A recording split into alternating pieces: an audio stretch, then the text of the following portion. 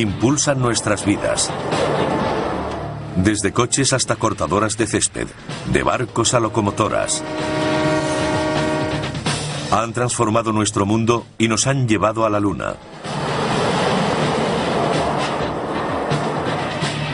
A continuación, la historia del motor.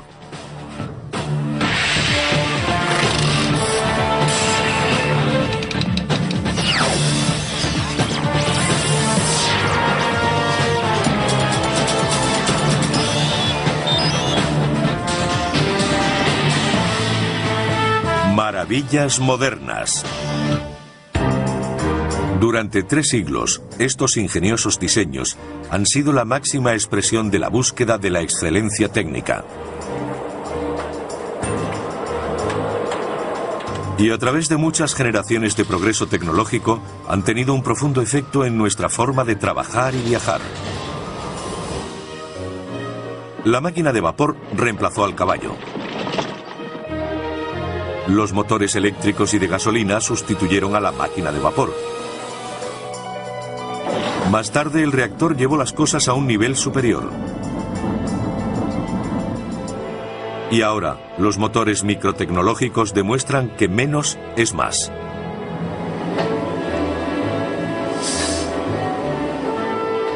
Este proceso de siglos se inició cuando la máquina de vapor marcó el comienzo de la revolución industrial. Liberó a la humanidad de su total dependencia de fuentes primarias de energía, como el viento, el agua y el músculo. Las máquinas de vapor se usarían para impulsar maquinarias de fábricas, trenes, barcos, tractores y automóviles. El primer medio de transporte que utilizamos fueron los animales. Cuando se inventó la máquina de vapor, pudimos mover más volumen, más rápido y de forma más segura que cuando se hacía con animales. Eso fue un cambio enorme. La gente se sentía menos atada a las pequeñas ciudades. Podían vivir en el campo y seguir conectados con la ciudad. En un motor de émbolo, el vapor entra por un extremo en el cilindro y lo empuja hacia atrás. Luego entra por el otro extremo, empujándolo hacia el lado contrario. El vapor se genera en una caldera, un recipiente metálico donde se calienta el agua usando madera, carbón, aceite o gas natural como combustible. Una turbina de vapor es como un molino, con la diferencia de que sus aspas son movidas por vapor a alta presión en lugar de viento.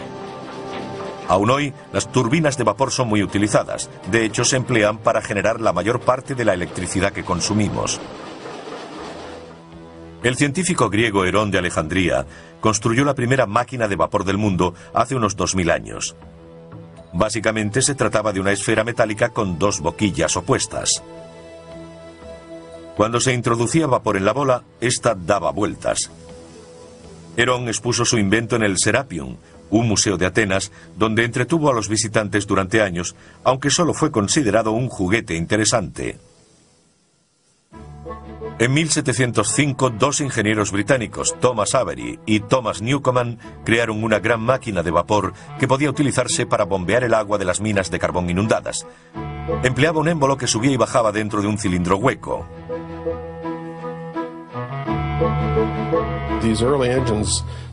Estos primeros motores no tenían el engranaje necesario para convertir el movimiento de vaivén en otro de impulso rotatorio. Eso no sucedió hasta la década de 1770, cuando James Watt desarrolló la máquina de vapor más famosa del siglo XVIII. James Watt, un profesor de la Universidad de Glasgow, inventó varias mejoras, haciéndola mucho más práctica para mover maquinaria. Su regulador centrífugo o de bolas se expandía a medida que el motor iba más rápido. La fuerza centrífuga hacía que las pesadas bolas metálicas se separaran, cerrando una válvula que lo desaceleraba. Y a medida que se expandían, controlaban el movimiento del vapor en el cilindro. Se trataba de un dispositivo muy eficiente para evitar revoluciones excesivas y, aún más importante, para mantener un movimiento uniforme y regular. En 1800, más de 1.500 máquinas de vapor funcionaban en Europa y los Estados Unidos. Además de bombear el agua de las minas, también impulsaban las máquinas de las fábricas. Gran Bretaña fue la primera nación occidental y del mundo realmente en industrializarse. Y mucho de lo que allí se creó se desarrolló a partir de la invención de la máquina de vapor. En 1830 los barcos de vapor atravesaban regularmente el Atlántico. Los primeros no eran muy diferentes de los de vela de ese periodo. Tenían altos mástiles y velas, pero la gran diferencia era la enorme rueda de paletas en medio del barco. Movida por una máquina de vapor, proporcionaba potencia extra al girar en el agua. La mayoría de los barcos de vapor y los posteriores ferrocarriles redujeron radicalmente el tiempo para recorrer largas distancias.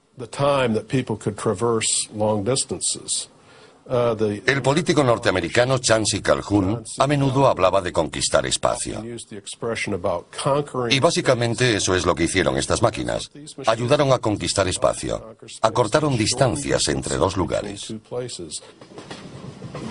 Eso fue particularmente cierto en el caso de las máquinas de vapor cabalgando sobre raíles de acero que abrieron la entrada al oeste americano en 1800. En 1860 había casi 50.000 kilómetros de vías en Estados Unidos. Y en 1869 se puso el clavo dorado en Promontory Point, Utah, para unir las vías de la Unión y la Central, procedentes de las costas este y oeste. En Norteamérica, la mayoría de los trenes de la época eran tirados por locomotoras 4x0 con 4 ruedas conductoras y 4 motrices. Pesaban 50 toneladas. Otra importante aplicación fue en la maquinaria agrícola. En el campo, uno podía quemar paja para su maquinaria agrícola, madera, incluso carbón. La máquina de vapor era muy adaptable y aceptaba cualquier combustible. Eso la hizo ideal para el campo. Enormes tractores de vapor comenzaron a transformar la agricultura a finales del siglo XIX. Fue una época en la que términos como bestia, leviatán y otros parecidos fueron muy utilizados. Algunos de estos motores pesaban de 10 a 20 toneladas. Eran enormes. A mediados de siglo, un norteamericano, George Corliss, desarrolló la más importante máquina de vapor desde James Watt. Su nuevo sistema de regulación le permitía funcionar a un ritmo constante, haciéndolo ideal para la industria textil.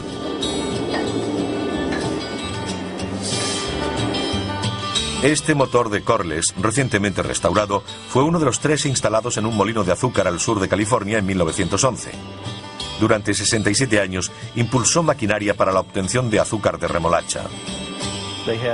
Tenían vapor para cocer y limpiar las remolachas. Movía toda la maquinaria y un generador de la fábrica. Así tenían luz y energía para todo lo demás. Y la fuerza motriz necesaria para la centrifugadora, extrayendo el azúcar de la pulpa de la remolacha. Era un sistema muy eficiente. La máquina de vapor lo hacía todo.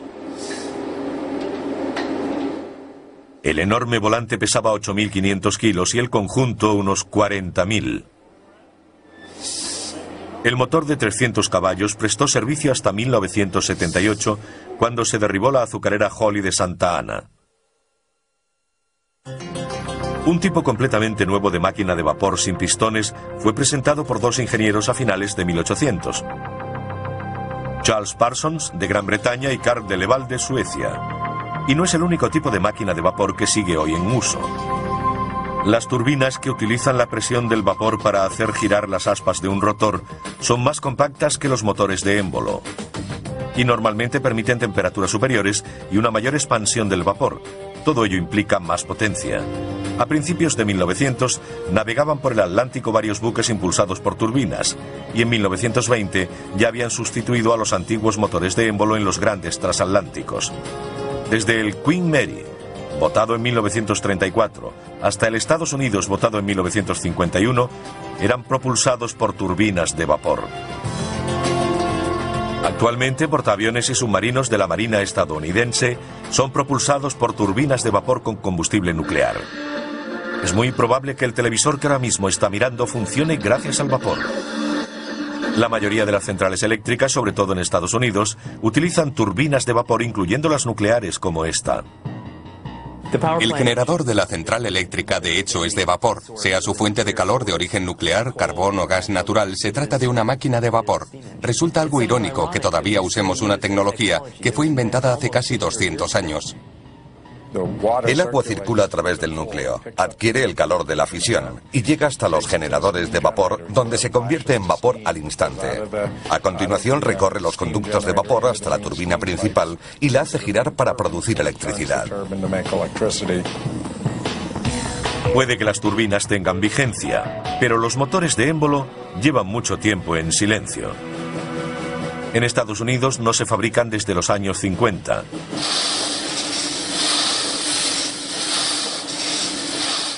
Pero su sonido llena el Museo de Motores Antiguos en Vista, California, cerca de San Diego, donde hay docenas de máquinas funcionando. En su día fueron impresionantes imágenes de una potencia sin precedentes. Pero hubo grandes errores que convirtieron a estos enormes monstruos en dinosaurios. La transferencia de calor es un proceso lento, y en las máquinas de vapor hay que transferir el calor desde un fluido caliente, concretamente gases de combustión, al fluido que realmente produce la potencia, el vapor. Se advirtió que utilizando motores de combustión interna en los que el fluido que se expande y el que genera el calor es el mismo, la mezcla carburante, se obtenía más potencia con un motor más pequeño. Pero antes de la aparición del motor de combustión interna, surgió otra nueva máquina para ayudar a mover el mundo que no quemaba combustible. A continuación, el eléctrico se gana un lugar entre los motores del mundo. Cuando se extendió el uso de las máquinas de vapor a principios del siglo XIX, eran muy potentes. Pero esa potencia tenía un precio. También eran muy peligrosas. Para obtener la máxima potencia, sus calderas tenían que contener vapor a altas presiones, y no siempre estaban a la altura. En el siglo XIX había problemas con las explosiones de calderas. Solían ocurrir accidentes en los que moría mucha gente. Robert Sterling, un clérigo escocés, estaba cansado de ver a sus parroquianos resultar heridos o muertos por explosiones de máquinas de vapor. Así que decidió hacer algo. Mitad inventor, mitad predicador. Un hombre renacentista, fue un tipo increíble. Sterling desarrolló un motor totalmente nuevo, en 1816, al que llamó de aire caliente. Hoy es conocido como motor Sterling. Los motores que desarrolló eran de baja presión. En su interior no había nada a alta presión que pudiese explotar, incluso si la máquina se estropeaba. Los motores Sterling funcionan calentando una parte del mismo motor y enfriando otra. En su interior hay un mecanismo que hace circular el aire entre el lado caliente y el frío. Cuando está en la parte caliente, el aire se expande y empuja un pistón. Y cuando pasa por el lado frío, se contrae tirando del pistón. Pero había un problema con el invento del reverendo Sterling. Los metales utilizados en el siglo XIX no aguantaban bien el calor para que fuese tan duradero como la máquina de vapor. Los metales no aguantaban la alta temperatura de la llama continua. La caldera es la parte de la máquina de vapor que está expuesta a la llama continua, mientras que en el Sterling es el cilindro, una parte diferente. Pero con la metalurgia moderna, algunos creen que el motor Sterling ahora podría ser viable. Brent van Arsdell fabrica pequeños motores de demostración que revelan las capacidades del invento del reverendo Sterling. Uno de ellos funciona con el calor desprendido de una taza de café.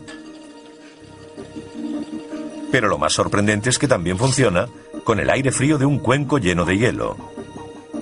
Todo lo que necesita es una diferencia de temperatura. Lo único que hay que hacer es mantener una parte fría y la otra caliente. Funcionan en cualquier sitio donde sea posible mantener la diferencia de temperatura. Este motor Sterling puede funcionar con el calor de la palma de la mano. Durante décadas se ha intentado poner motores Sterling en vehículos y aún no es viable. Son caros, mucho más que los alternativos de gasolina o diésel. Y es muy difícil que sean eficientes debido al continuo cambio de régimen, ya que el conductor va reduciendo o acelerando. Eso dificulta el rendimiento permanente del motor, especialmente en un Sterling. El vapor y los motores Stirling del siglo XIX pronto tuvieron un nuevo competidor que ayudó a impulsar la revolución industrial. Y hoy aún sigue con nosotros.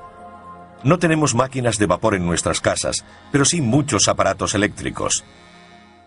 Mire a su alrededor, verá que tiene cantidad de ellos. Relojes, aire acondicionado, equipos de música, vídeos, ventiladores, aspiradoras, batidoras. Y por supuesto no olvidemos el cepillo de dientes. Todos son accionados por motores eléctricos. Sin ellos ni siquiera podríamos hacer esta entrevista. Más valdría quedarse en la cama, salvo que uno quisiera volver a los días de los carros y los caballos. A diferencia de la mayoría de los motores que utilizan algún tipo de combustión para crear calor, el eléctrico funciona por un principio completamente diferente. Cuando la electricidad fluye a través de un cable, se crea un campo electromagnético. Ello significa que temporalmente ese cable se convierte en un imán, y cuando se corta la electricidad deja de serlo. Si se conecta al revés, se invierten los polos. Y esto es lo que repetidamente hace un motor eléctrico usando la fuerza magnética para crear movimiento. Crea un campo magnético. Se mueve como Doug y yo lo estamos haciendo. La corriente pasa por el campo magnético y por la bobina, haciendo que esto gire.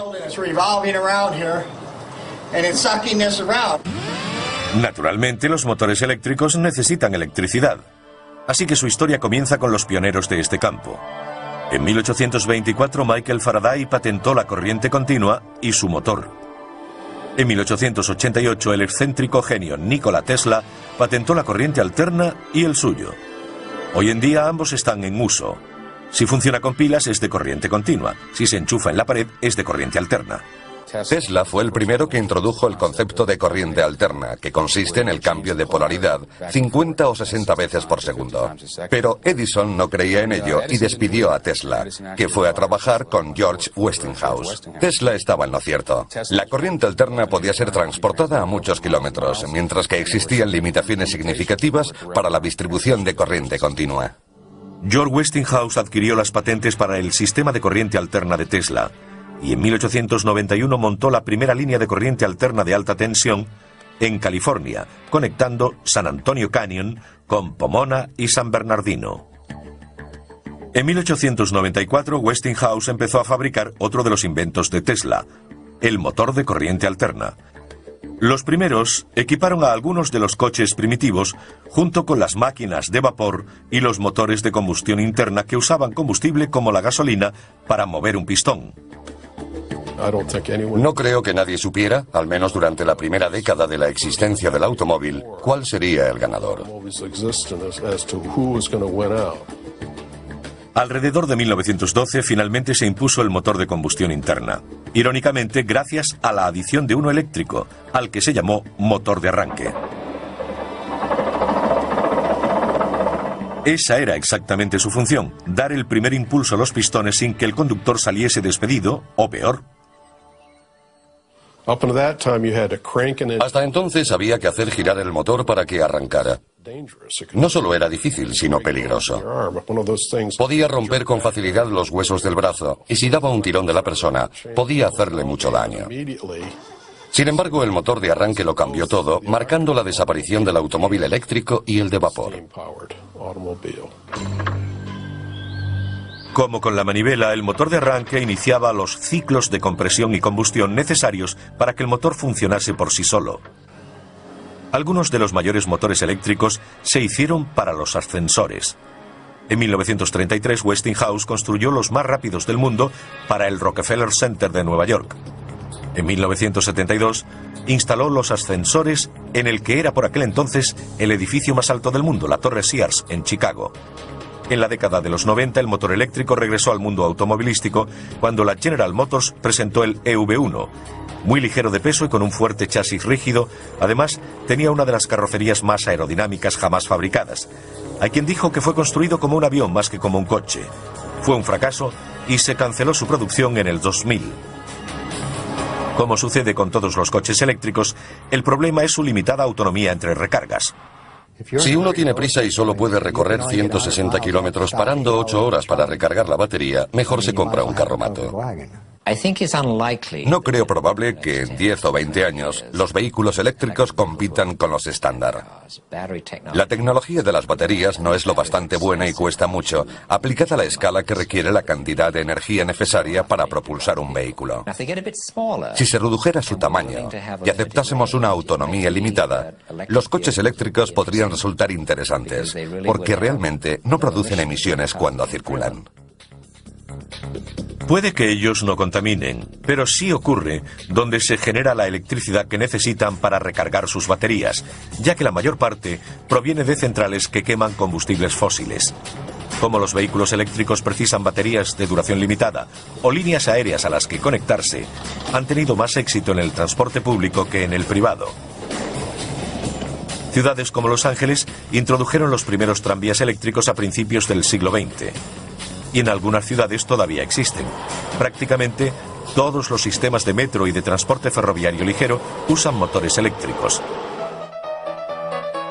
¿Por qué llamamos motores eléctricos al resto de máquinas que impulsan nuestra vida cotidiana? Ese es un tema de debate, una discusión que podría mantener a científicos e ingenieros ocupados durante horas. A veces se refieren a él como el gran debate. No creo que haya una respuesta clara. Técnicamente usamos la palabra motor para designar a un dispositivo que toma energía de alguna fuente, como un combustible, y la convierte en energía que podemos utilizar para accionar algo. Personalmente, cuando pienso en un motor, lo hago en uno térmico.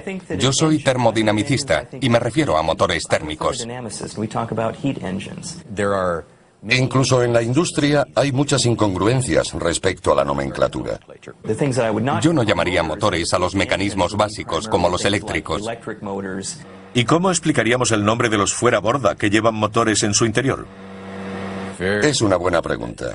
Nunca he dicho que fuésemos coherentes en cuanto al uso de esos términos. En la automoción, un motor puede ser una máquina eléctrica o de combustión interna.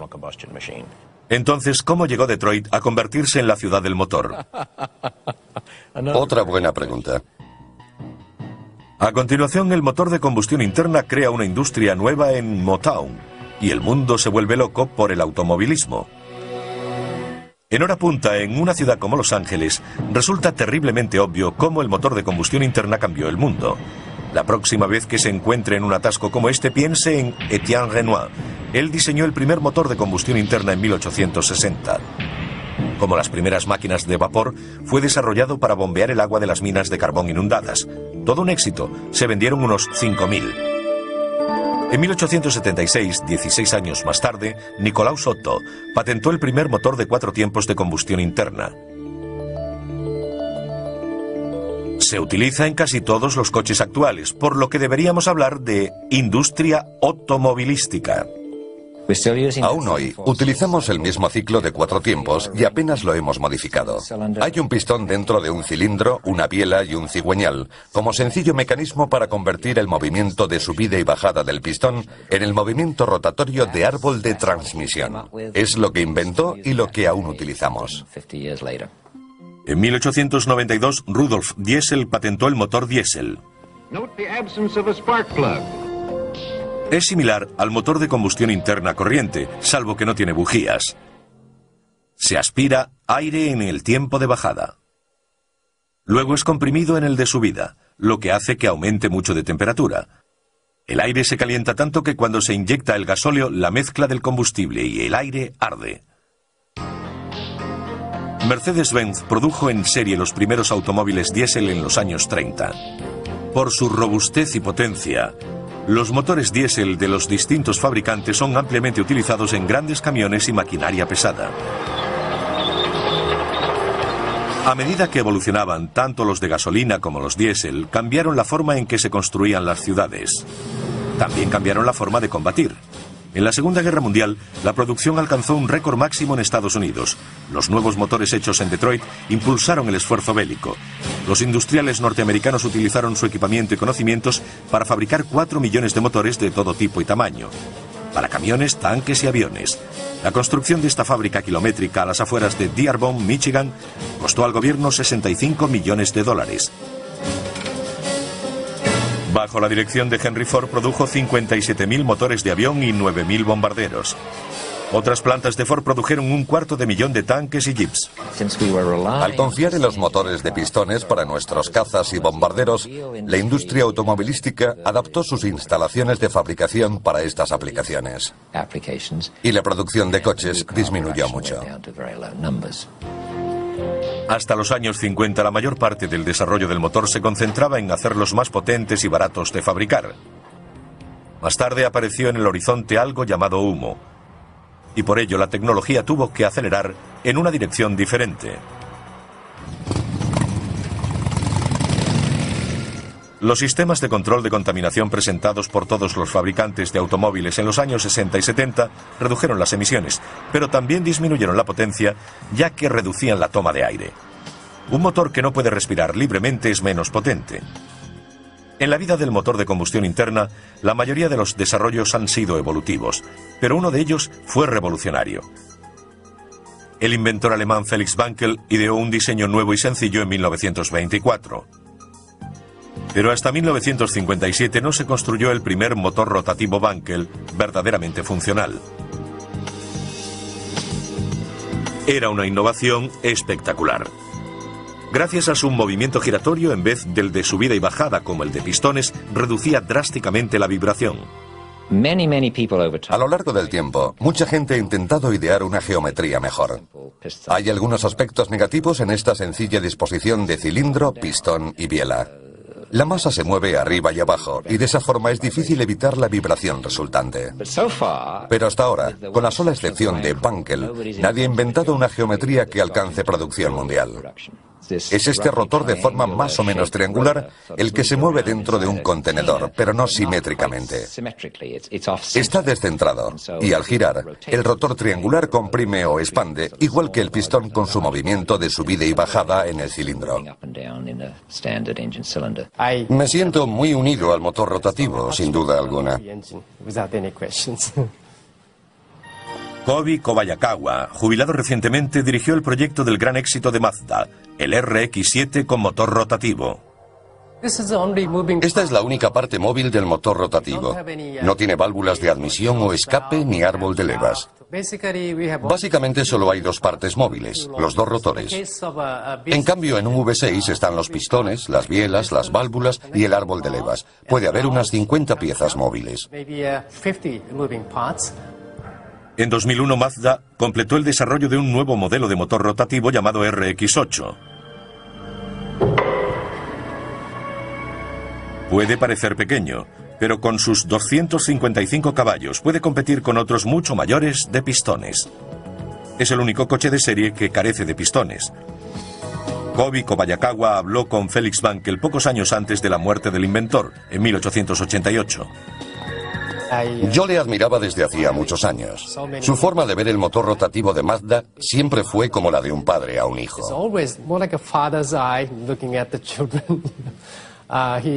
Era muy amable y estaba muy contento con el esfuerzo llevado a cabo por Mazda y los resultados obtenidos con el motor rotativo. Felix Wankel estaría orgulloso de que la idea innovadora que tuvo en 1924 siga girando. A continuación, diminutos ingenios que hacen que un ácaro del polvo parezca un monstruo. Recibe el nombre de microtecnología y es lo más pequeño en máquinas y motores.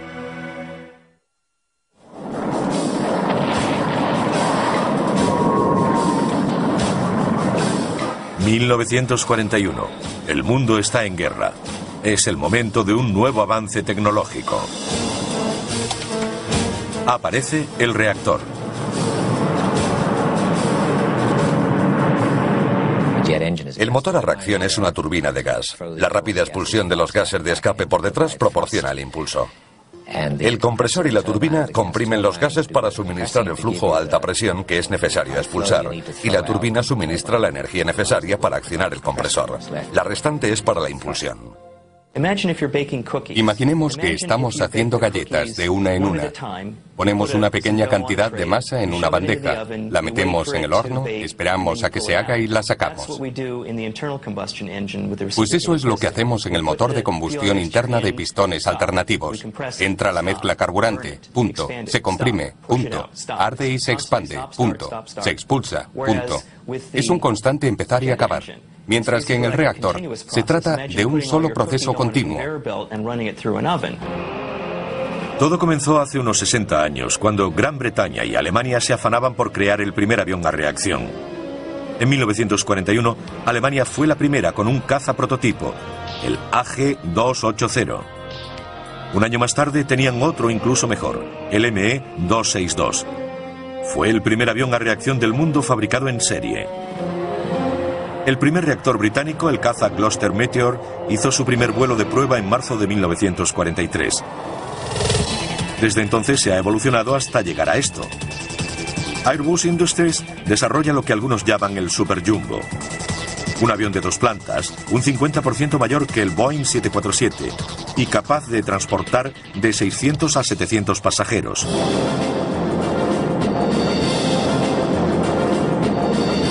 Al principio de su desarrollo, los cohetes y los motores a reacción estaban estrechamente relacionados. La gente hacía poca distinción entre ellos. Un cohete es parecido a un reactor, a diferencia de que lleva su propio suministro de oxígeno para la combustión. Los aviones a reacción toman el oxígeno del aire. Los cohetes lo obtienen del tanque de oxígeno que llevan a bordo, lo que significa que pueden volar por el espacio, donde no hay oxígeno.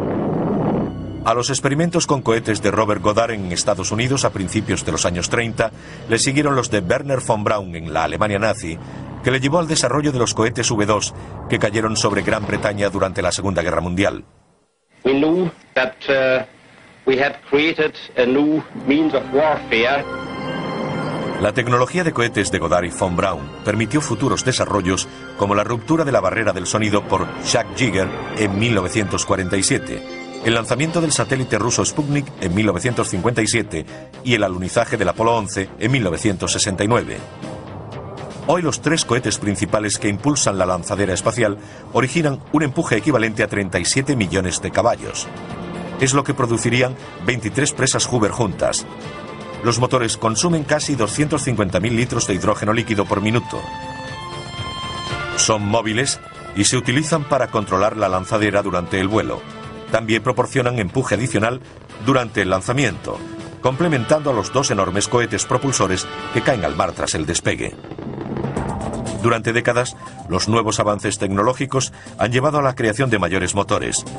Pero uno de los campos de investigación actuales más excitantes implica la creación de unos diminutos que caben en la punta de un dedo. La microtecnología es un área de investigación en creciente expansión que surge a partir de la miniaturización de los componentes electrónicos. Algunas de estas técnicas se usan para construir motores microtecnológicos. Hay muchas ventajas en reducir el tamaño de las cosas. Al miniaturizar algo, el peso baja, la dimensión elevada al cubo. Pero la fuerza propulsora disminuye a la dimensión al cuadrado. Así que a medida que se reduce de tamaño, aumenta la propulsión respecto al peso. El profesor Martin Schmidt del Instituto de Tecnología de Massachusetts ha desarrollado un motor a reacción del tamaño de un sello de correos. ¿Pero por qué lo hizo? En primer lugar, porque es muy divertido. Y en segundo lugar, porque hay muchas aplicaciones para este tipo de propulsión, como aviones o satélites en miniatura. Los diminutos motores a reacción del profesor Schmidt funcionan exactamente igual que los de un Boeing 747. Este sería un motor de turbina, donde el aire accedería a través del hueco central. Luego se inyectaría el combustible por una serie de puertos que hay aquí. El aire y el combustible se mezclarían a través de un compresor en un volumen de combustión que está alrededor, en esta parte. Y luego pasaría a través de la turbina para acabar siendo expulsado por aquí. Dentro se encuentra este pequeño disco que gira a 1,5 millones de revoluciones por minuto. Los científicos del Instituto de Tecnología de Massachusetts creen que este motor podría impulsar un avión diminuto con una envergadura de unos 8 centímetros. Cientos de estos baratos microreactores desechables podrían servir para misiones de reconocimiento de las Fuerzas Armadas o para el estudio climático. Otra aplicación en la que los científicos tienen grandes esperanzas es la generación de electricidad para sustituir a las pesadas y menos eficaces baterías de los ordenadores portátiles, por ejemplo. Algunos científicos trabajan en nuevos conceptos de micromotores que aún no existen a tamaño real. Nuestro objetivo es crear un dispositivo del tamaño de un botón que esperamos genere unos 50 milivatios, suficientes para alimentar un teléfono móvil o una agenda electrónica. Varios juntos servirían para un ordenador portátil. Si tomamos una mezcla de aire y combustible, la introducimos en el centro de la espiral de intercambio de calor y la quemamos, podríamos utilizar gases resultantes de la combustión para precalentar la mezcla entrante. Se puede obtener combustión en situaciones donde no haya llama. Si ponemos en estas paredes dispositivos llamados materiales termoeléctricos, podríamos utilizarlo para generar energía eléctrica. Algunos motores microtecnológicos tienen engranajes del tamaño de un grano de polen y dientes del tamaño de un glóbulo rojo. Si se quiere hacer que uno microtecnológico parezca grande, solo hay que ponerlo junto a otro nanotecnológico. Las nanomáquinas son tan pequeñas que ni siquiera pueden verse con un microscopio. Nano significa una milmillonésima, así que aquello que mida la milmillonésima parte de un metro tendrá un nanómetro, algo a menudo discutido. Si ponemos 10 átomos en fila, esta medirá alrededor de un nanómetro. Los orígenes de la nanotecnología se remontan a 1959, cuando el desaparecido científico Richard Feynman dio una conferencia legendaria en el Instituto de Tecnología de California. La tituló «Hay mucho sitio en el fondo».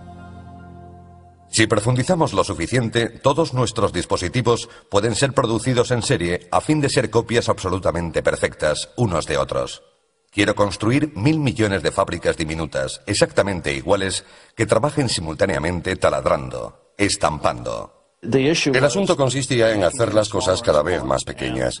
Y él no veía ninguna violación de las leyes físicas, por ejemplo, la de la termodinámica, para crear cosas realmente pequeñas. Es mi intención ofrecer un premio de $1000 a la primera persona que construya un motor eléctrico operativo de 0,2 centímetros cúbicos. El premio fue reclamado hace años, pero el profesor Ross Kelly de la Universidad de Boston quiso superar el desafío de Feynman. Pretendemos crear una especie de molécula que es mucho más pequeña que la medida que él fijó. Así, 40 años después, intentamos dar una respuesta final al desafío, haciéndolo a la menor escala posible. El profesor Kelly tuvo éxito al manipular 78 átomos para crear un motor consistente en una sola molécula personalizada. El diseño original, que por supuesto es mucho más pequeño que esto, consta de 2 partes. Una giratoria que parece un engranaje con 3 aspas y otra que hace las veces de trinquete. Se suponía que debía rotar así. Cada esquina representa un átomo de carbono con uno de hidrógeno, que está conectado a la esquina siguiente por un enlace entre los 2 átomos de carbono. La siguiente esquina también se une al otro mediante un enlace entre los átomos de carbono, y gracias a las leyes de la química se puede predecir la longitud de las distancias y la geometría. En otras palabras, incluso a pesar de ser tan diminuto que es imposible verlo, Kelly sabe que ha creado una molécula cuyos átomos funcionan como un motor. Le llevó 4 años desarrollar su molécula motora, pero ahora puede producirse en grandes cantidades, muy grandes. Sí, teníamos un matraz con unos 1000 millones de moléculas motoras aproximadamente. Pueden fabricarse tantas como se quiera, trillones y trillones. Creo que la manipulación a nivel micro y nanotecnológico tendrá un gran impacto, permitiéndonos construir un número casi limitado de dispositivos y sistemas. De hecho, estos tendrán tantas aplicaciones como las tuvieron los construidos durante la Revolución Industrial. A continuación, los coches que pueden combinar lo mejor de ambos mundos, híbridos impulsados por un motor de gasolina y otro eléctrico. Híbridos. Hay quienes los ven como el futuro de los automóviles. En los híbridos como el Prius, presentado por Toyota en 1997, los motores pueden propulsar el coche de forma independiente o conjunta. Para reducir las emisiones, el eléctrico se utiliza para impulsar al vehículo hasta los 25 km/h aproximadamente. Luego entra en acción el de gasolina. Los coches eléctricos no contaminan, pero el problema es que tienen que ser recargados constantemente. Los híbridos ofrecen las ventajas de los coches eléctricos y no hay que enchufarlos a los lugares de recarga, porque lo hacen mientras están en movimiento. Es regenerativo. Toma la energía de las ruedas y a través del motor vuelve a la batería. Con el frenado regenerativo, el coche desacelera usando su motor eléctrico como un generador. Esto crea una resistencia en la tracción y carga la batería. En otras palabras, funcionando como un freno, el generador crea energía en lugar de desperdiciarla en forma de calor desprendido, como los frenos normales. A medida que doblamos la esquina, la aceleración inicial es motora. Y a medida que piso el acelerador, comienza a funcionar el motor. El verde es carga, el rojo es potencia. Si dejo de pisar el acelerador, el motor se desconecta. La energía fluye desde las ruedas a través del motor hasta las baterías. Honda, rival de Toyota, empezó a vender este híbrido biplaza llamado Insight en el año 2000. Ambos cuestan unos 17.000 euros. En Japón se han vendido más de 34.000 híbridos desde 1997. Son más caros porque tienen unas baterías y un motor añadidos que hay que sumar al normal de gasolina. Y los beneficios dependen del tipo de conducción que ofrezcan estos vehículos. En Japón casi doblan las ventas de vehículos diésel, ya que sus autovías están muy congestionadas, la conducción es lenta y hay que estar todo el tiempo parando y arrancando. Si lo comparamos con el tipo de conducción que tenemos en Norteamérica, donde las autovías están menos congestionadas y conducimos a más velocidad y mayores distancias, los híbridos no resultan tan atractivos. Los trenes han utilizado el concepto de híbridos desde hace años. Las locomotoras que llamamos diésel son realmente diésel eléctricas, con un potente motor diésel que genera electricidad para que los motores eléctricos muevan las ruedas. Sin embargo, los híbridos no son la única esperanza del futuro de los automóviles. También está el hidrógeno. En el año 2000, BMW presentó el primer coche de fabricación en serie del mundo que podía trabajar con hidrógeno o gasolina. Cuando se cambia el modo para que funcione con hidrógeno, es como desactivar la contaminación. Lo único que sale del tubo de escape es vapor de agua. Pero el hidrógeno tiene un precio. La pregunta clave es, si alguien quiere hidrógeno, ¿dónde lo consigue? La forma más económica de obtenerlo es a partir del gas natural, que contiene carbono. Así que al producir hidrógeno, liberamos carbono a la atmósfera, algo que no ayuda mucho al efecto invernadero. Si obtuviésemos el hidrógeno a partir de la energía nuclear o solar, quizás pudiéramos encontrar una forma económica de hacerlo sin liberar dióxido de carbono.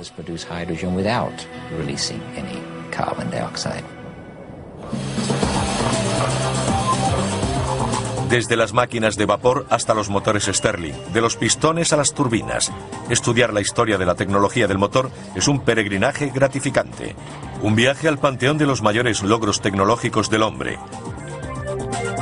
Desde que Herón construyó su primera máquina de vapor en la antigua Grecia, la humanidad ha quedado fascinada con los últimos motores.